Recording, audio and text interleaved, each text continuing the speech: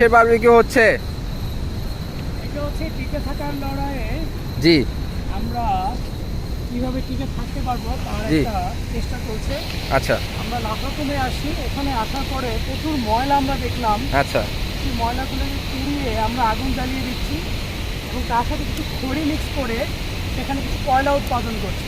আচ্ছা। এবং কয়লা থেকে আমরা আমাদের যে মুরগিটা আমরা নিয়ে আসছি, আমরা এখানে টিকে থাকার জন্যে, আমাদের রাতের ডিনারের জন্যে, সেটা আমরা এখানে পুড়িয়ে খাবো। আর সবচেয়ে ইন্টারেস্টিং বিষয় হচ্ছে এখানে দেখেন এই যে ময়লাগুলো মানুষ এসে এখানে খেয়ে আশেপাশে ময়লাগুলো ফালায় দেওয়া যায়। এই যে আমরা প্যাকেটগুলো আশেপাশে যতগুলি ময়লা ছিল যতগুলা সবগুলো- ময়লা আছে সবগুলো একত্রিত করে আমরা জ্বালায় এই জিনিসগুলা পুড়িয়ে তারপর কয়লা বানাবো, কয়লা করে তারপর আমরা বারবিকিউ করবো এখানে।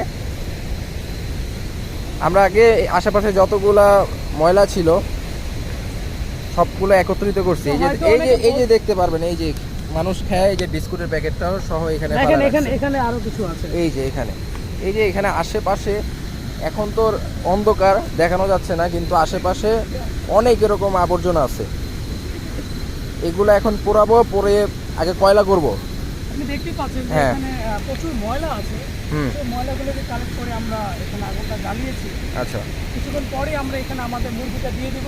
আমরা একটা লাফাকুমের পাশে একটা বারবিকিউ ফ্লেভারের একটা এনভায়রনমেন্ট ক্রিয়েট করি। মানে আগে আমরা কয়লা করব তারপর আমরা কয়লার হ্যাঁ। গাইডের ভাষ্য মতে এখানে আমরাই প্রথম বারবিকিউ করছি। কি অবস্থা রেজল ভাই? ভাই এটা হচ্ছে টিকে থাকার লড়াই। আপনি যেখানে যাবেন না কেন সেখানে আপনাকে টিকে থাকতে হবে। যে পরিস্থিতিতে থাকবে সেই পরিস্থিতিকে আপনার কাছে আয়ত্ত করতে হবে। আমাদের গাইড রেজল ভাই খুবই ভালো মানুষ, অনেক হেল্পফুল।